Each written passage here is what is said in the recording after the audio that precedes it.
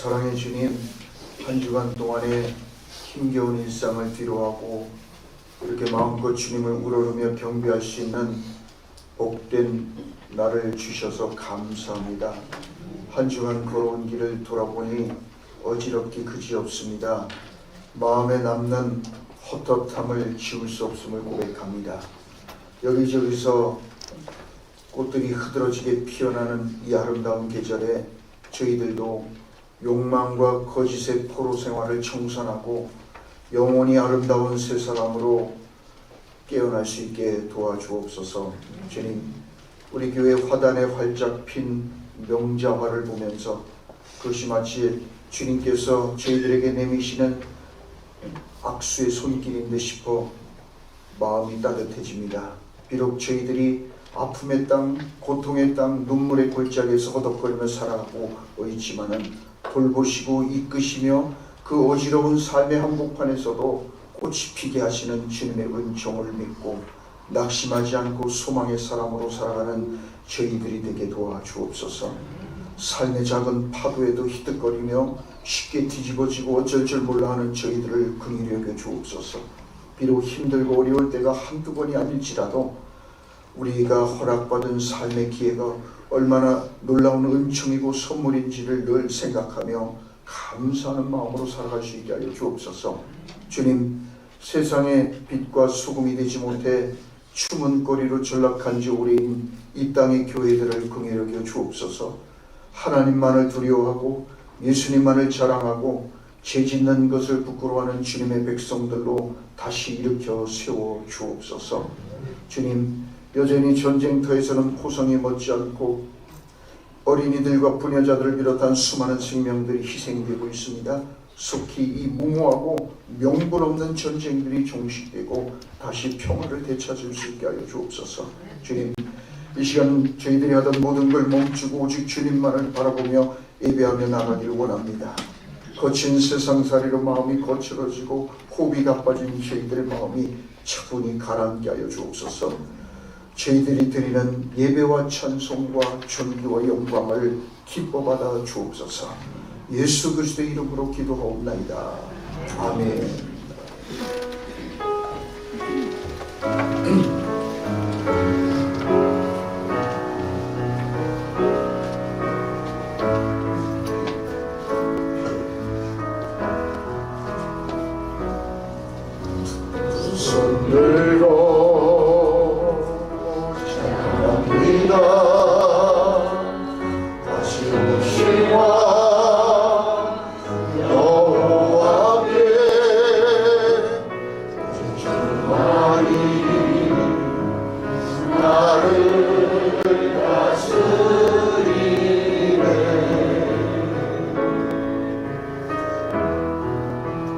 주님만을 섬기 헛된 마음 버리고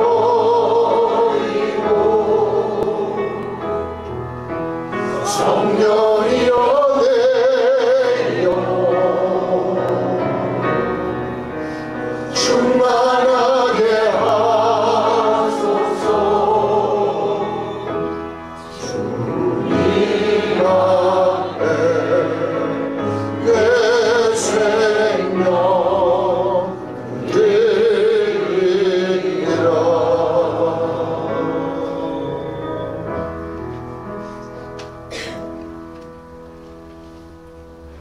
전능하사 천지를 만드신 하나님 아버지를 내가 믿사오니 그 우리 주 예수 그리스도를 믿사오니 여기서 하나님 나사 동정명을 일어나시고 본디오 빌라도에게 고난을 받다 십자가에 못 박혀 죽으시고 장사한 이 사흘 만에 죽은 자 가운데서 다시 살아나시며 하늘로 사 전능하신 하나님 편한 자 되시다가 저에게서 사자와 중자를 주심을 받아주십니다. 성령으로 모든 공예와 성도가 서로 교통하는 것과 죄를 사하여 주시는 것과 몸이 다시 사는 것과 영원히 사는 것을 믿사옵나이다. 아멘. 오라 너희 모든 목마른 자들아 물로 나오라. 돈 없는 자도 오라.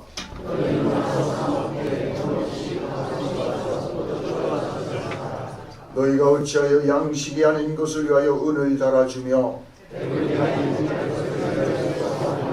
내게 듣고 들을지어다. 그리하면 너희가 좋은 것을 먹을 것이며 너희는 귀를 기울이고 내게로 나와 들으라. 내가 너희를 위하여 영원한 언약을 맺으리니 너희는 여호와를 만날 만한 때에 찾으라. 악인은 그의 길을 불의한 자는 그의 생각을 버리고 여호와께로 돌아오라. 우리 하나님께 돌아오라. 그가 너그럽게 용서하시리라. 아멘.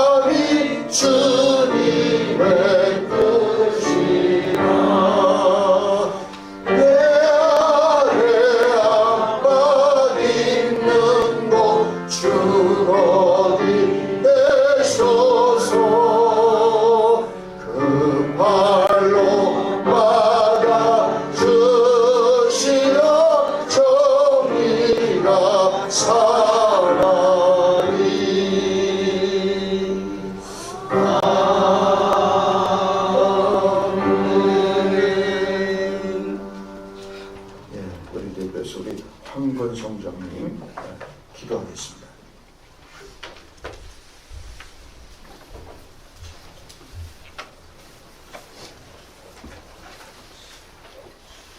함께 기도드리겠습니다. 신실하시고 공의로우신 하나님 아버지, 지난 한 주간도 부활의 소망 가운데 살아가게 하시고 4월 둘째 주일을 맞아 거룩한 주님의 성소로 불러주심에 감사드립니다. 새봄의 아름다운 꽃들과 만물의 생동감을 통해 하나님의 위대하신 창조 섭리를 보게 하시니 감사합니다. 이 시간 오직 주님만을 찬양하며 신령과 진정으로 드리는 이 예배를 받아 주옵소서. 지난 한 주간도 주님의 자녀답게 살지 못하고 세상의 욕심과 안일함에 빠져 살았던 죄를 고백합니다. 말과 행동으로 지은 모든 허물을 십자가의 보혈로 씻어주시고 4월의 푸르름처럼 우리의 심령도 주님 안에서 새롭게 하여 주옵소서. 주님의 뜻을 먼저 구하지 못했던 교만함을 용서하여 주시고 넓으신 은혜로 보듬어 주시옵소서. 주님, 이제 저희가 이 땅을 살아가는 동안 주님의 부활에 참여하는 자 바로 믿음의 덕을 세우며 살아갈 수 있게 하옵소서. 주님의 몸된 교회의 유익을 위하여 이 맡은 직분에 최선을 다하는 저희들이 되게 하여 주옵소서. 무슨 일 하든지 신앙의 본연의 모습을 상실하지 않게 하시고 주님이 기뻐하시는 방향으로만 쫓아갈 수 있는 저의 믿음이 되게 하여 주옵소서. 성도들의 삶을 위해 기도드립니다. 질병으로 고통받는 환우들을 치유와 회복이 있게 하시고 슬픔과 고뇌로 힘들어하는 성도들에게 위로와 평안을 주시며 물질의 어려움으로 낙심하는 성도에게는 용기와 희망의 말씀을 주옵소서. 사랑의 하나님, 산산교회를 세우시고 주님의 공동체로 삼아주심에 감사드립니다. 우리 교회가 사람의 생각보다 하나님의 뜻을 우선하며 성령의 인도하심을 따라 진리 위에 굳건히 서게 하소서. 예배의 감격이 살아나게 하시고 서로 사랑하며 이웃을 섬기는 따뜻한 공동체가 되게 하여 주옵소서.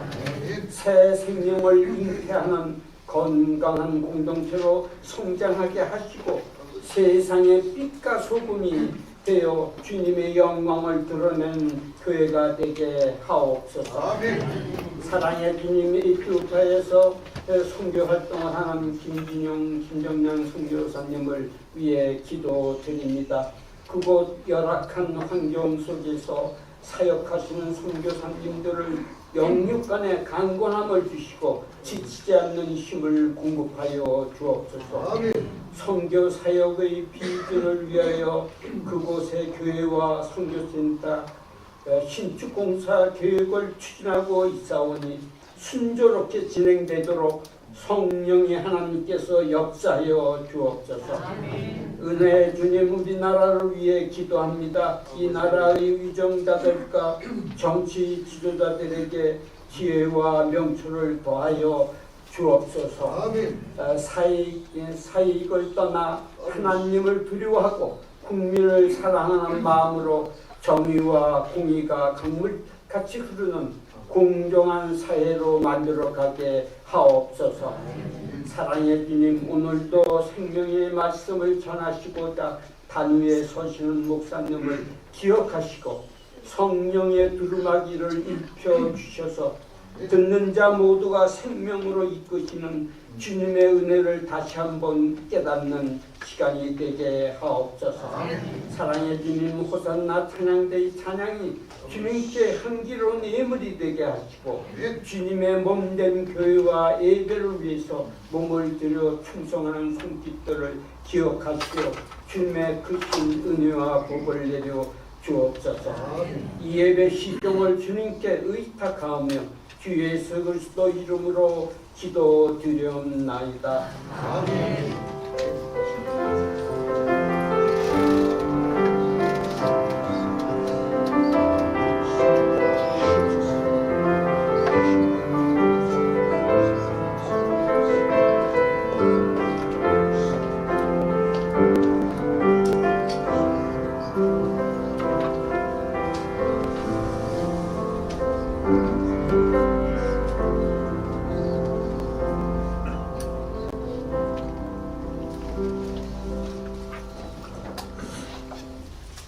이어지 우리에게 주신 하나님 말씀은 신약 사도행전 7장 9절 10절 말씀입니다. 신약 성경 197쪽입니다.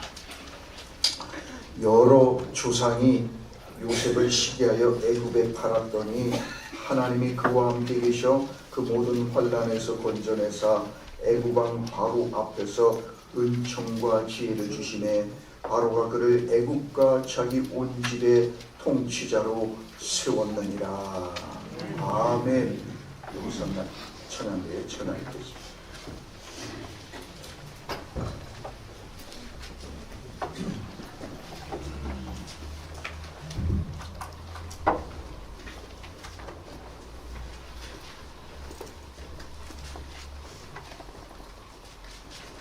그 영적 거장들의 이야기를 만납니다. 그 중에 단연 요셉은 돋보이는 영적인 거장이 아닐 수 없습니다. 요셉은 형들의 손에 의하여 노예로 팔려간 애굽에서의 노예살이와 억울한 누명을 뒤집어쓰고 들어간 감옥살이와 같은 역경과 고난을 디딤돌 삼아서 그 역전의 드라마를 써간 영적인 거장이었습니다. 자, 그래서 우리는 이 요셉을 통하여서 요셉이 들려주는 아마 우리가 요셉의 입장에 선다면 아마 요셉은 이런 레슨을 우리에게 들려줄 것이다 라고 생각하는 몇 가지 우리가 교훈을 그를 통해서 우리가 생각하게 됩니다. 첫 번째로 이 요셉은 자신의 인생이라는 임상 실험을 통해서 깨달은 것, 배운 중요한 첫 번째 레슨, 그 교훈으로 하나님은 우리들의 환경과 형편과 조건을 변화시키는 것보다 먼저 우리들의 내면과 생각과 마음과 성품과 인격을 바꾸시기를 원한다는 사실을 잊지 말라라고 요셉은 우리에게 첫 번째 교훈을 들려줍니다. 사실 그 당시 노예는 소모품과 같은 것이었습니다.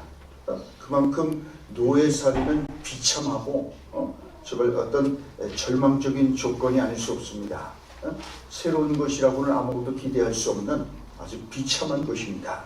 자, 그렇게 여러분 억울하게 노예살이를 하고 있었던 요셉에게 가장 필요한 축복은 무엇이었을까요? 여러분 돈이겠습니까? 유명해지는 것이겠습니까? 인기겠습니까? 오직 한 가지 노예살이를 하고 있는 요셉에게 가장 필요한 축복, 은총은 그 노예살이의 저주와 같은 삶에서 벗어나는 걸 거예요. 자유를 얻는 거일 겁니다. 자, 꿈에도 소원은 노예살이에서 벗어나 자유로운 몸이 돼서 자신의 이 청춘의 꿈을 펼쳐갈 수 있는 것이었을 겁니다. 그런데 하나님께서 그런 처지에 놓여 있었던 요셉에게 주신 축복이 뭡니까? 오늘 10절 말씀은 이렇게 간단하게 말씀합니다. 그 모든 환난에서 번전에서 애굽왕 바로 앞에서 은총과 지혜를 주시네. 여러분 노예살이 하고 있었던 감옥살이 하고 있었던 애굽에 그렇게 팔려간 이 노예 요셉에게 하나님께서 주신 은총이 뭐라고요? 하나님께서 그에게 은총과 지혜를 주셨다. 그렇게 말씀합니다. 여러분 가장 필요한 은혜는 해방시켜주는 걸 거예요. 그 노예살에서 벗어나게 해주는 걸 거예요. 자유를 주는 것이었을 거예요. 근데 하나님께서는 자유를 준 것도 아니고 노예살에서 풀어나게 하신 것도 아니고 그냥 뭘 주셨다고요? 은총과 지혜를 주셨어요. 그렇습니다. 하나님께서는 요셉을 노예살이에서 해방시켜주는 게 아니라 그의 환경과 조건과 상황을 바꿔주시는 것이 아니라 그 자리가 어떤 자리였든 간에 거기서 은총과 지혜를 주셨어요. 억울한 누명을 뒤집어 쓰고 감옥에 갔을 때도 당장 그 감옥에서 빠져나오게 한 게 아니라 누명이 벗겨지게 해주신 게 아니라 그 감옥 안에 있을 때도 하나님께서 그에게 주신 것은 은총과 지혜였습니다. 여러분 주님은 우리들의 삶을 우리들의 상황과 형편과 조건과 배경을 바꿔주시는 것보다 우리들의 내면에 관심을 갖고 계십니다. 우리들의 인격과 성품을 축복하시기를 원하십니다.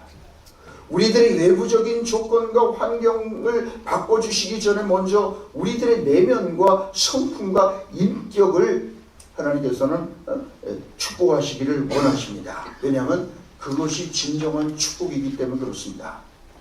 주님 먼저 인격과 마음과 성품이라는 그릇을 만드시는 작업을 합니다. 먼저 그 우리의 마음과 인격과 성품이라는 축복의 그릇이 만들어져야만 거기다 하나님의 축복을 담을 수 있기 때문에 그래요.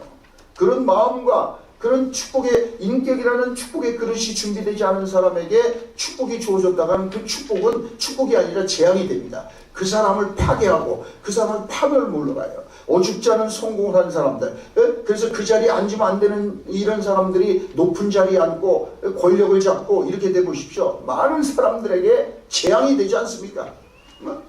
그래요. 오늘날 이 트럼프 같은 사람들이 그릇이 안 된 사람이 세계적인 대통령이 되니까 전쟁을 일으키고 말이죠. 사람들을 학살하고 이런 비극이라죠. 전 세계를 갖다가 혼란 속으로 몰아넣는 이런 일들이 일어나는 거예요. 여러분 그렇습니다. 그 성공을 관리할 수 있는 인격과 성품과 그릇이 준비되지 않은 사람들이 너무나도 큰 그런 권력의 자리에 앉게 되고 그런 사람들이 뭘 많은 걸 갖게 되면은 그건 오히려 축복이 아니라 재앙이 될 수가 있는 것이요. 자, 그래서 하나님께서는 무엇보다도 우리들의 인격과 성품이라는 그릇을 만드시길 원하시는 겁니다. 자, 그래서 주님은 환경과 형편과 사건과 시련과 고난 등등을 통해서 우리들의 성품과 인격과 마음을 담금질합니다. 축복의 그릇으로 빚어가십니다. 여러분, 우리들의 성품은 내면이 훈련으로 정화된 결과입니다. 그리고 우리들의 모든 인간의 행위의 변화는 내면에서부터 시작되는 거예요. 항상 변화는 바깥에서부터 안으로 되는 게 아니라 안에서부터 바깥으로 변하는 거예요. 우리의 마음과 성품과 인격이 변화될 때 우리들의 행동도 삶도 다 바뀌는 거예요. 마음이 달라지지 않으면, 여러분, 마음에 진정한 변화가 없으면 바깥에 아무것도 달라지지 않아요. 자, 인간의 내면은 그래서 하나님이 활동하시는 무대입니다. 자, 그래서 잠언 4장 23절 뭐라고 말씀하세요? 무릇 지킬 만한 것보다 더욱 내 마음을 지키라. 생명의 근원이 이에서 납니다. 여러분, 생명의 근원이 나는 데가 바깥에서 나는 게 아니에요. 우리의 소유와 권력과 바깥에 있는 어떤 조건에서 생명이 나오는 게 아니라 우리 안에서, 우리 마음에서, 내면에서부터 살고 죽는 게 나온다는 거예요.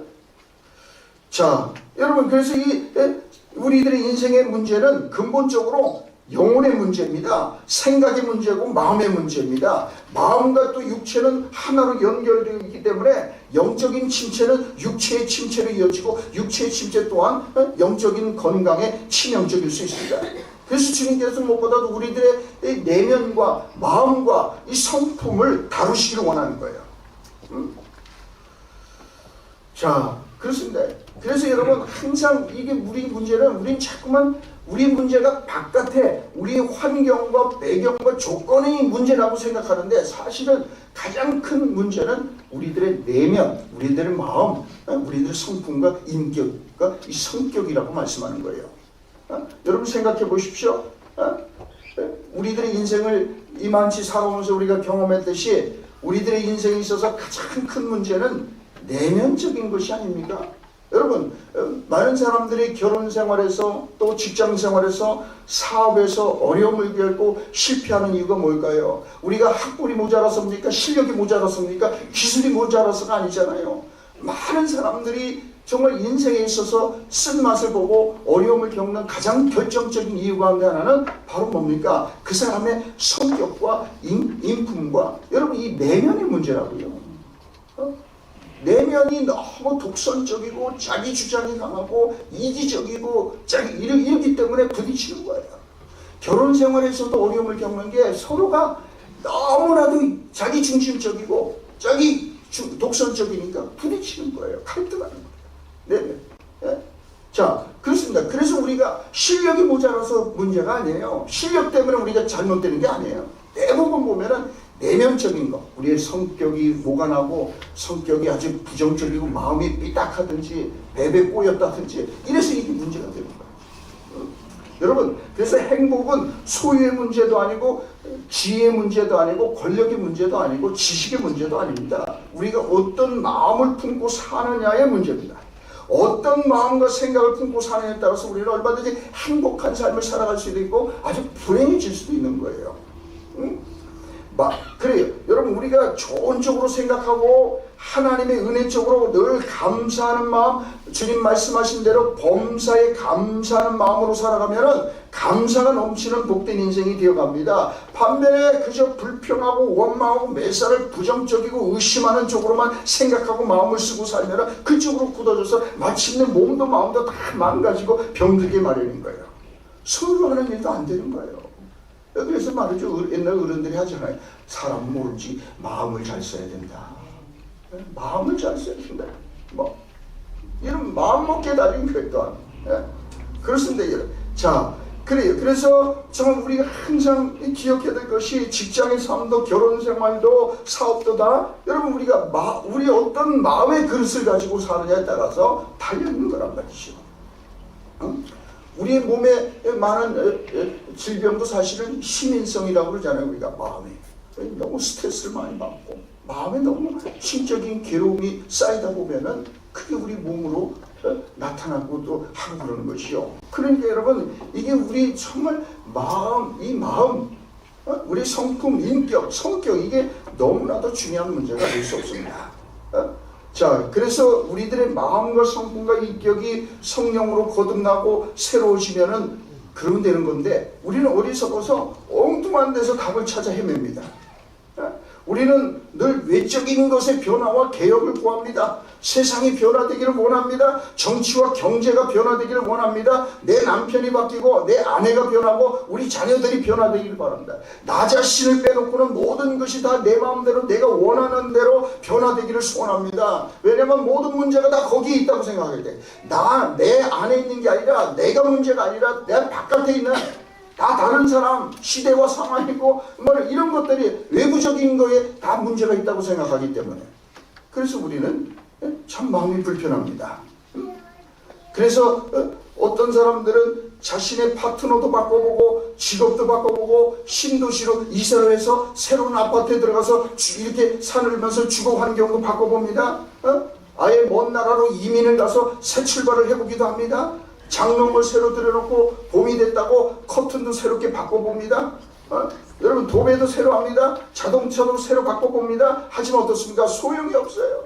정작 자기 자신은 안 변하고 다른 사람과 주변 환경과 처지와 형편만을 바뀌기를 바라는 한, 근본적으로 달라질 것은 아무것도 없기 때문에, 나는 그대로인데 내가 사는 집을 바꾸고 내가 사는 환경을 바꾸고 외부적인 어떤 걸 바꾼다고 해서 달라진 게 아무것도 없거든요. 내 마음이, 내 생각이, 성품과 인격이 변화되기 전에는 바깥에 있는 게 달라진 게 아무것도 없다는 거예요. 그렇습니다. 내 마음이 바뀌고 생각과 태도와 자세와 관점이 달라지면 모든 환경도 달라지는 겁니다. 그러니 우리가 먼저 찾고 구할 것은 바로 우리 자신의 마음의 변화인 거지요.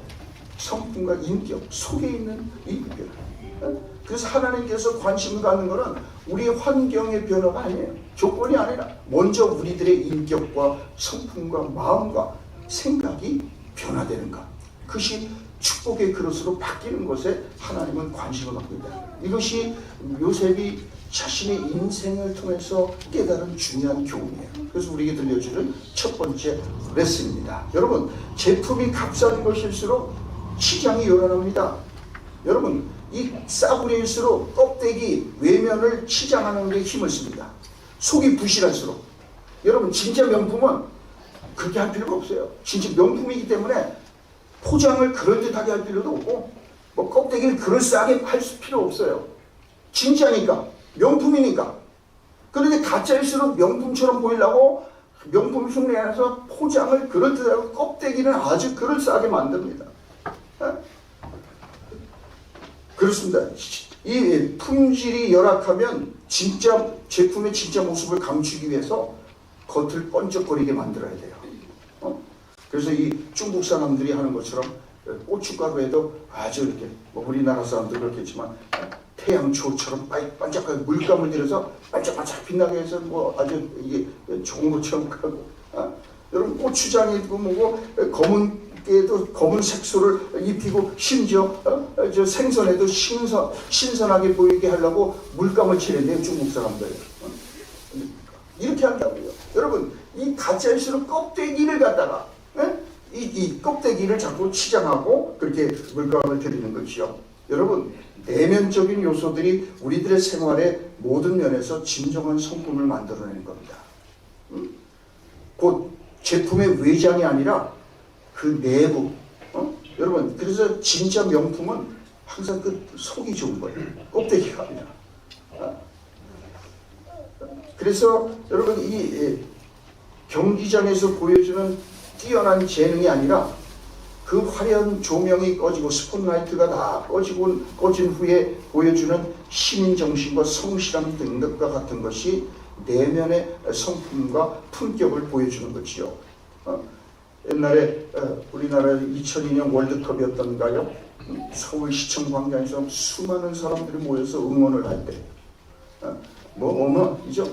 그랬을 때 전 세계가 정말 놀랬다고 그러죠. 그렇게 모이는 것도 아주 드문 현상인데 그 많은 인파가 모여서 거기서 뭐 먹고 마시면서 응원을 했는데 경기가 끝난 뒤에 조명이 꺼지고 그때 거기 응원하러 나왔던 사람들이 다 자기가 준비한 봉지를 가지고 쓰레기를 수거하는 장면이 전 세계를 통해서 그게 방영이 됐을 때 세계 사람들이 놀랬다고 그러잖아요. 그래서 그들이 그렇게 많은 사람들이었지만 쓰레기를 하나도 남기지 않냐고 다 수거해서 깨끗하게 정리되는 걸 보면서 세계 사람들, 한국 사람들 참 무서운 사람들이다 그랬다고 그러잖아요. 여러분 그렇습니다. 이게 품격이고 이게 국격인 거예요.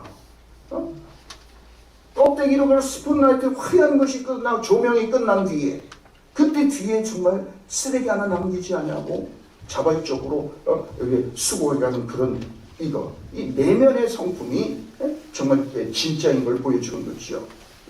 여러분 그렇습니다. 싸구려일수록 껍데기가 더 요란한 법입니다. 가구가 그렇고 그렇잖아요. 가구도 싸구려 갖고 있을수록 껍데기는 무늬목으로 다 팔려갖고 껍데기 받을 때는 진짜 나무로 된 것처럼 보여요. 근데 그게 나무 필름을 살짝 붙여놓은 거예요. 껍데기만. 몇 년 못 가서 그게 다 떨어져 버려요. 가짜는. 근데 진짜 원목 가구는 뭡니까? 껍데기부터 속까지 다 하나의 통째로 나무예요. 그러니까 세월이 가도 벗겨지지 않아요. 가짜는 몇 년만 지나면 뺏겨져요. 처음에는 그럴듯한데.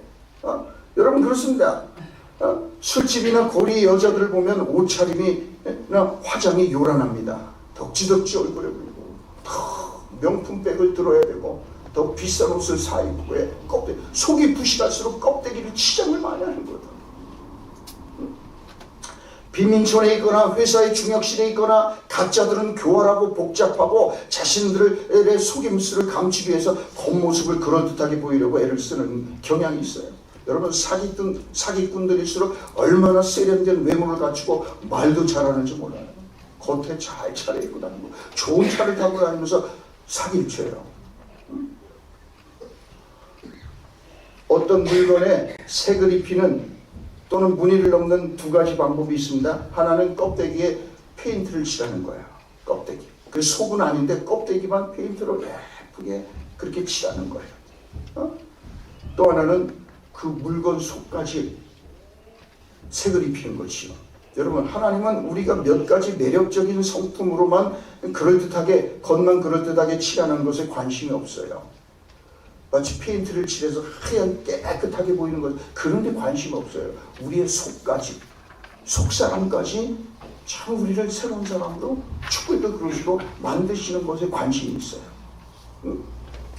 그렇습니다. 그래서 거룩한 성품이 깊숙이 스며들어 있기를 원합니다. 이런 성품이야말로 시험이 다가올 때 견딜 수 있게 하고 시간이 지남에 따라서 더 발전하는 것이기 때문에 그래요. 싸구려 가구가 껍데기가 무늬 그 필름을 발라서 당장은 진짜 원목 가구처럼 보여요. 정말 그럴듯합니다. 근데 몇 년 못 가서 이거는 뺏겨져요. 비바람이 불고 시간이 지나면 다 떨어져 들고 일어나서 다 떨어져 덜렁덜렁거리고 다 그래요. 그러나 진짜는 속까지 원목인 가구는 아무리 세월이 지나도 벗겨지는 것도 없고 왜? 속까지 남으니까.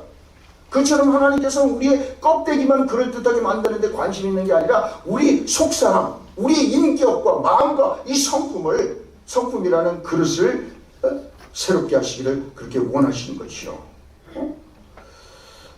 그래야만 시련이 오고 세월이 흘러가도 그런 성품의 그릇이 예수 시대의 성품과 인격으로 이렇게 빚어진 사람은 그런 시련과 고난에도 흔들리지 않는 거예요. 뺏겨지지 않는 거예요. 그걸 만드시길 원하시는 거예요. 여러분, 그래서 이 좋은 성품은 어쩌다가 우연하게 만들어지는 게 결코 아닙니다. 환난과 인내와 시련과 고난을 통해서 만들어져요. 여러분, 그냥 만들어진 게 아니에요. 용광로 속에 들어갔다 나와서 금이 만들어지려면 불에 들어갔다 나와는 이 재련의 과정을 거쳐야만 비로소 금이 만들어지듯이 여러분 우리들의 이 좋은 성품과 인격도 그냥 만들어지지 않는단 말이에요. 온실 속에서 만들어지지 않아요. 자, 그래서 고난과 시련을 통과할 때 우리가 만들어져요. 고난과 시련을 통해서 하나님 담금질해요. 하나님께서 요셉이 그런 이 애국의 노예살이와 또 감옥살이와 같은 엄청난 이 용광로 같은 이 환난과 시련과 고난 속에서 요셉이라는 사람을 담금질해서 그 불순물을 빼서 그 속사람을 하나님의 축복의 그릇으로 인격으로 하나님께서 만드시는 거죠. 여러분, 좋은 악기를 만드는 재료로 쓰이는 나무들은 수목 한계선, 가장 열악한 기후 조건에서 자란 나무라고 하지 않습니까? 수목, 나무가 생존할 수 있는 마지막 경계선이 이 수목 한계선인데, 그 수목 한계선에 자란, 거기는 정말 기온도 아주 열악하고 눈보라 비바람 치는 곳, 수목 한계선, 나무들이 생존할 수 있는 마지막 경계선, 거기서 자란 나무들. 그렇기 때문에 이런 나무들은 말이죠, 큰 열악한 환경 속에서 자라기 때문에 나이테도 그렇고, 그러니까 이게 조금씩 자라면서 아주 속이 단단한 거예요, 이 나무들.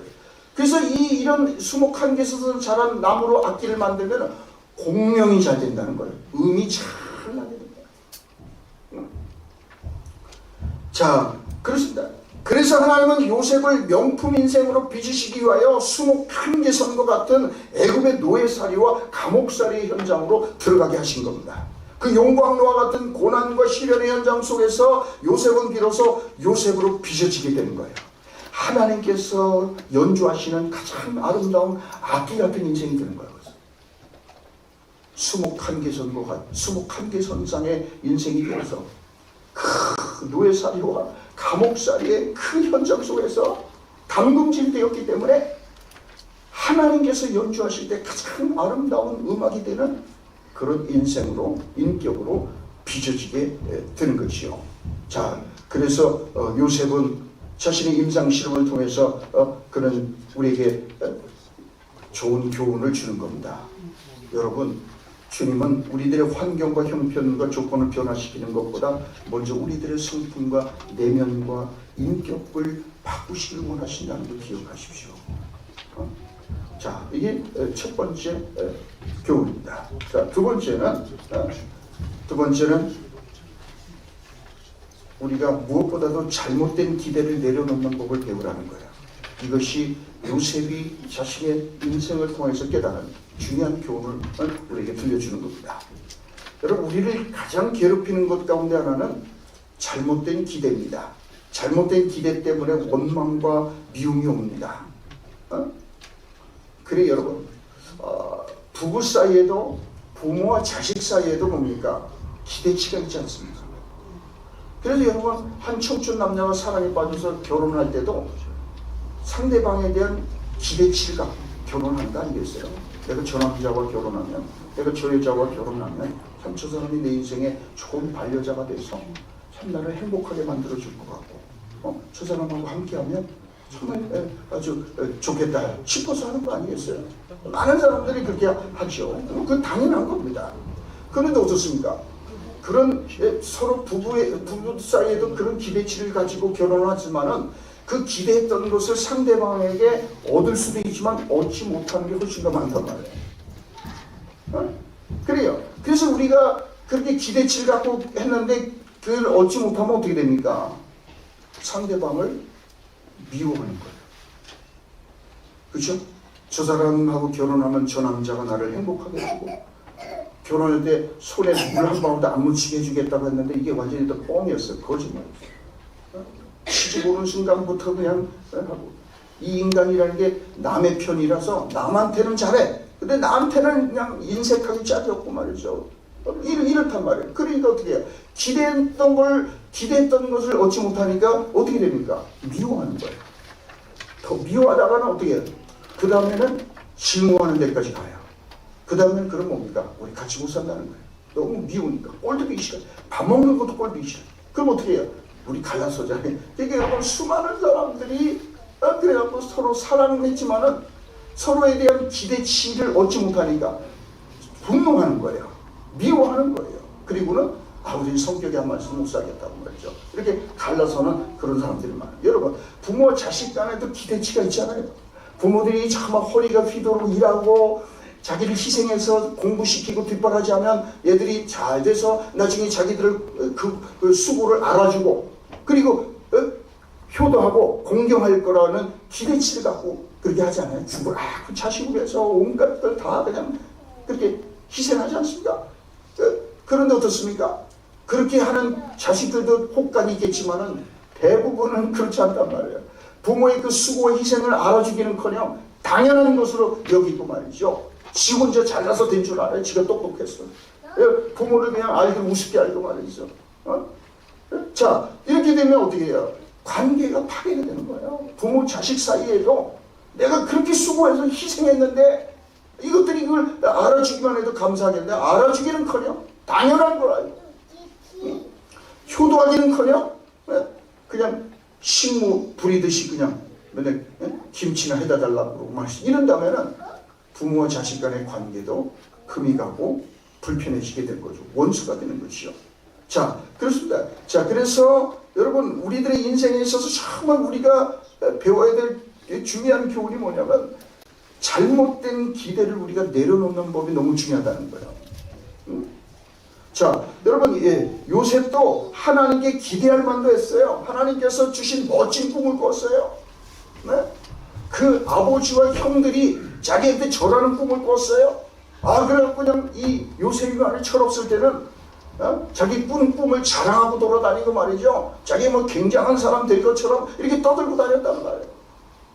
그래서 자기 삶에 대해서 기대가 있었어요. 하나님께서 이런 꿈을 꾸게 해주셨기 때문에 나로 하여금 그리고 그 요셉은 누구보다도 성실하게 살고자 발버둥 쳤어요. 노예로 팔려가서도 성실하게 살았습니다. 또 보디발 아내의 유혹을 물리치고 죄를 안 짓기 위해서 이렇게 해서 억울하게 성폭행범이라는 누명을 뒤집어 쓰고 감옥까지 갑니다. 여러분 그래요. 네? 그 누구보다도 열심히 정직하게 살려고 했어요. 그렇기 때문에 하나님께서 내가 이렇게 살면 하나님께서 나한테 상을 주시고 하나님께서 내게 꿈을 주신 것처럼 나를 갖다가 아주 뭐 굉장한 그런 유명 인사로 만들어 주시든지 그럴 거다라는 기대를 가졌을지도 모르겠어요. 그런데 그가 처한 삶은 꿈과는 거리가 멀어도 너무 먼 현실이었어요.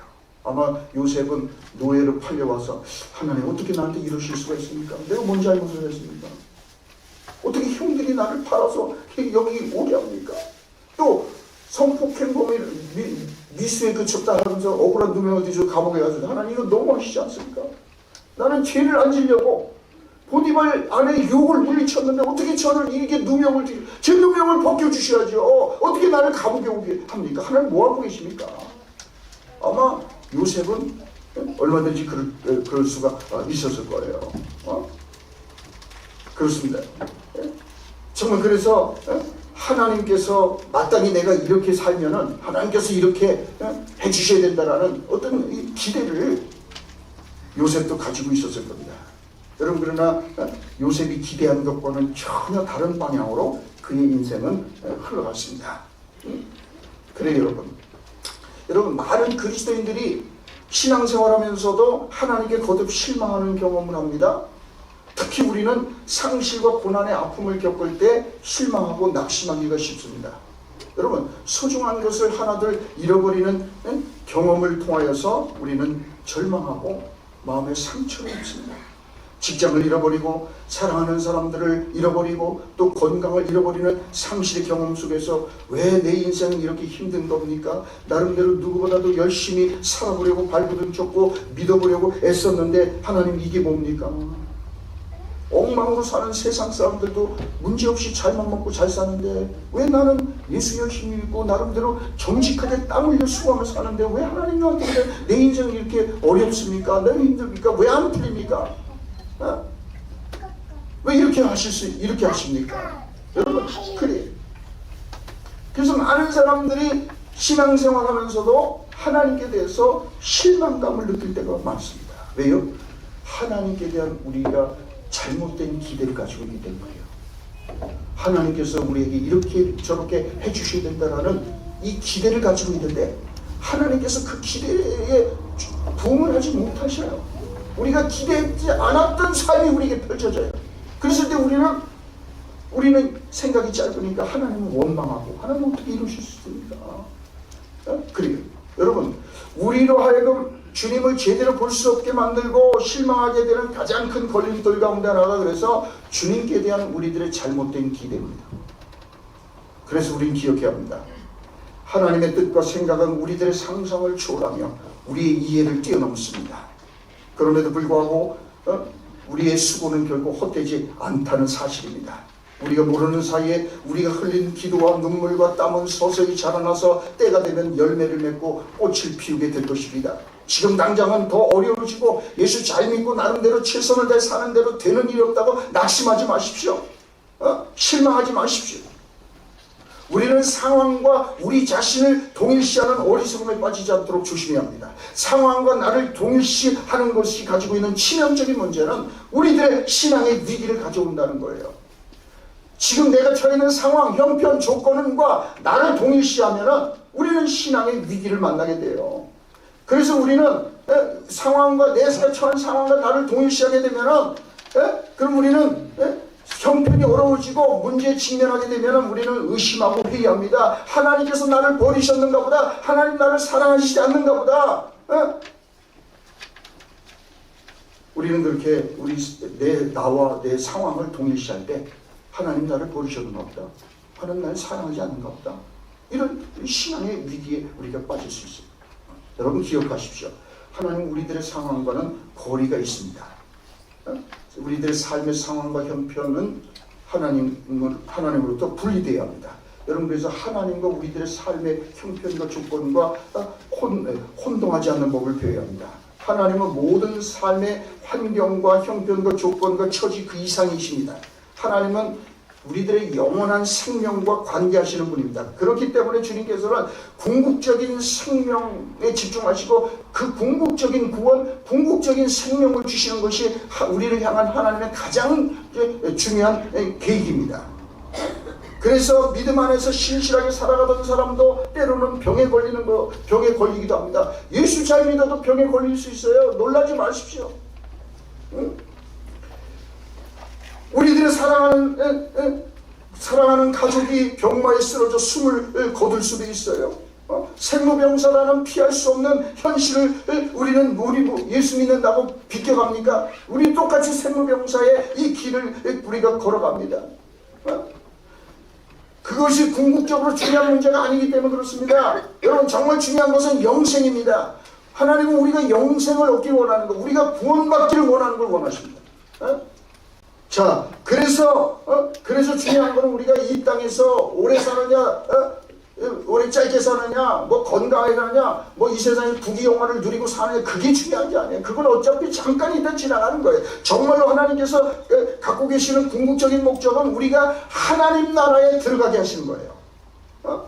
그래서 우리가 이 땅에서 사는 동안 핍박받고 고난당하고 병들고 옥에 갇히고 매맞고 억울한 일을 당하는 게 문제가 아닙니다. 하나님 나라에 들어갈 수만 있다면 그런 고난과 시련은 문제가 되지 않는 거예요.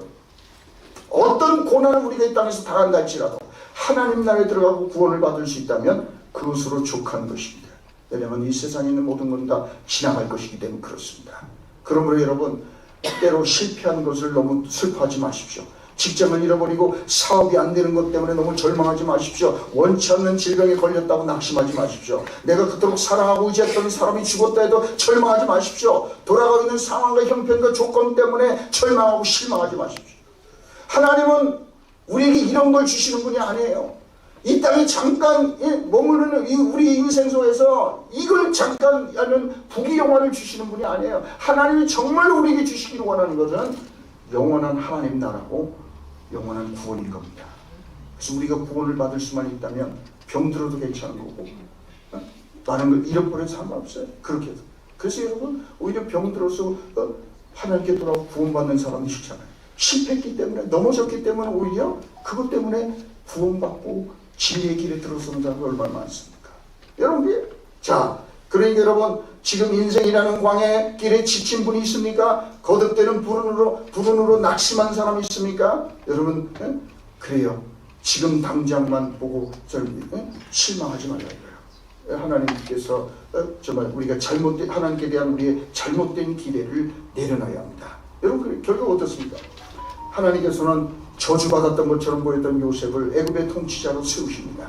누구보다도 선한 영향을 끼치는 사람의 생명을 구하는 그런 멋진 사람으로 살아갈 수 있도록 하나님께서 그를 연주하시고 축복하시죠. 자, 그러니 여러분 우리는 잘못된 기대를 내려놔야 돼. 내가 기대했던 대로.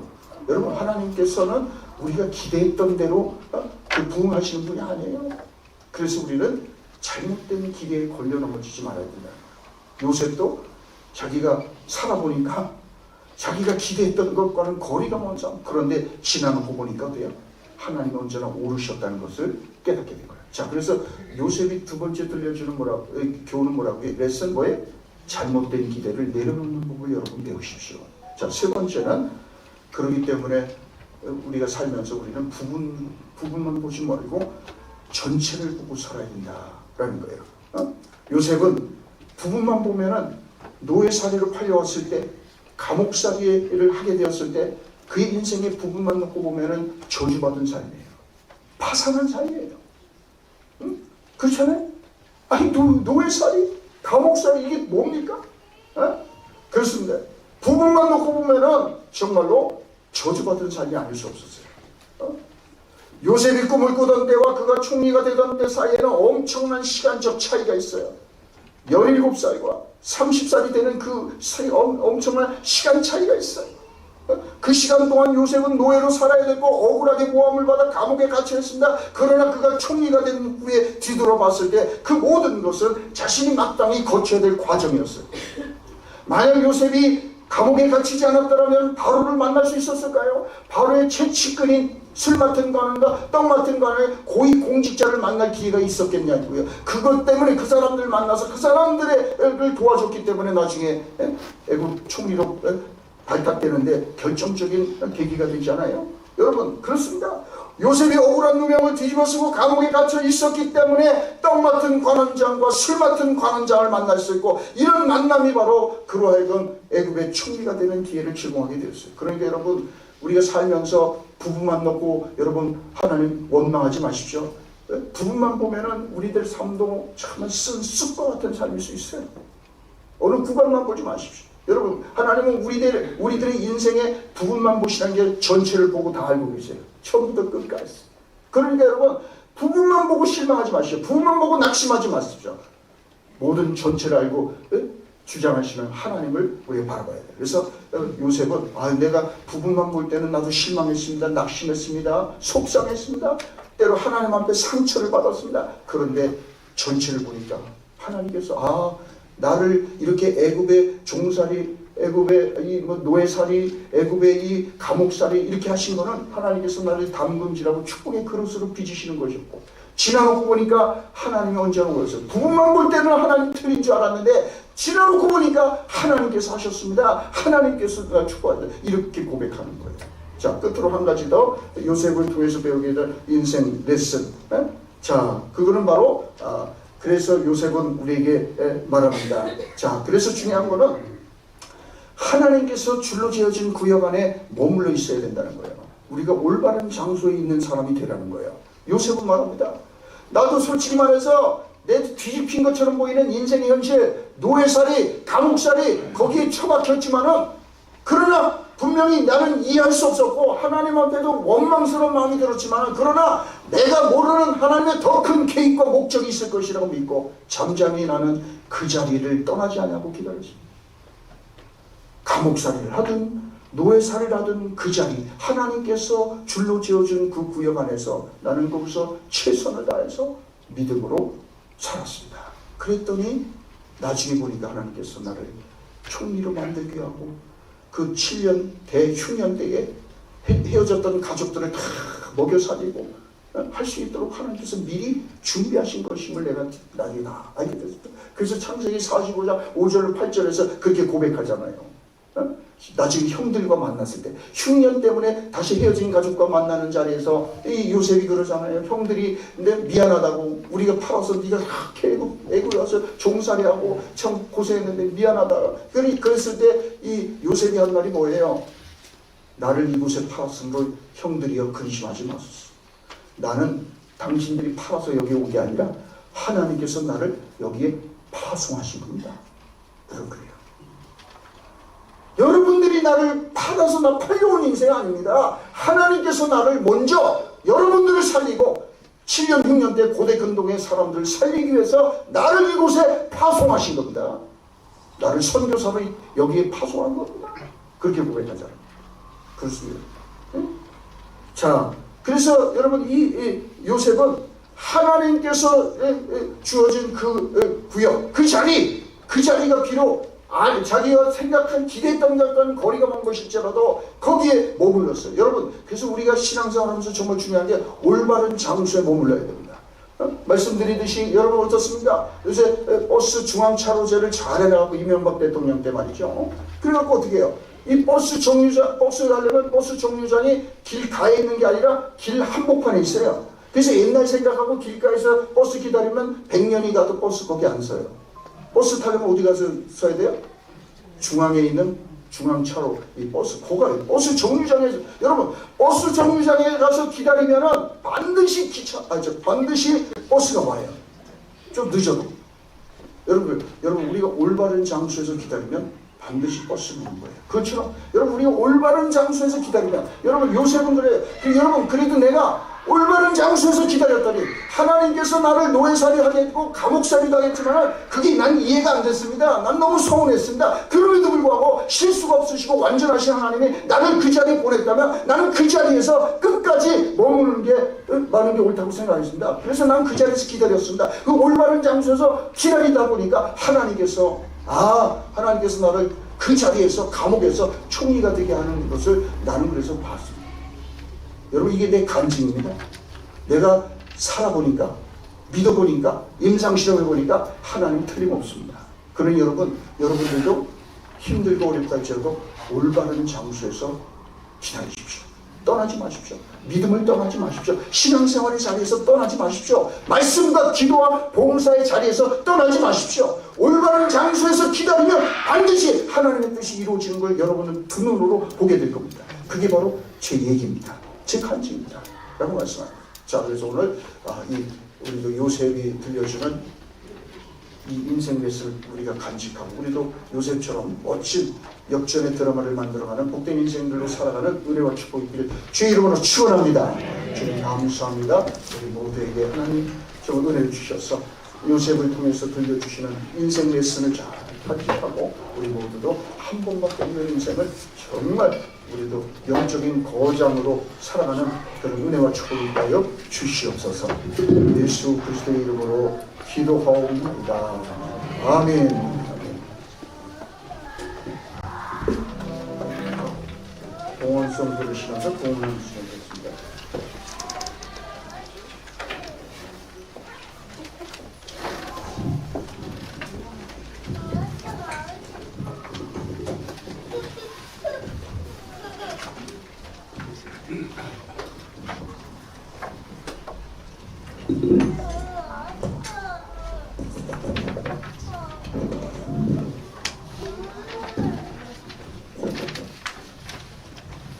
저희는 온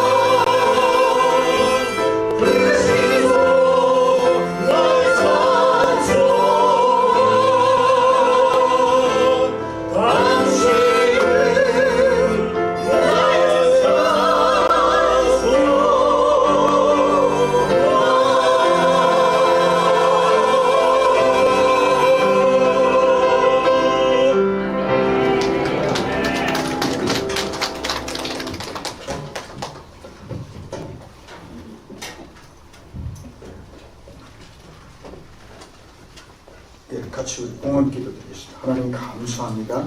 오늘 이렇게 복된 주일 저희들 마음껏 예배할 수 있는 은혜 주시고 우리가 다른 곳에 있지 않냐고 예배의 자리에 머물게 하신 걸 감사합니다. 예배할 때마다 우리는 피조물이며 100년 전에 이 땅에 존재하지 않았듯이 100년 뒤에는 아무도 이 세상에 있지 않을 것임을 기억합니다.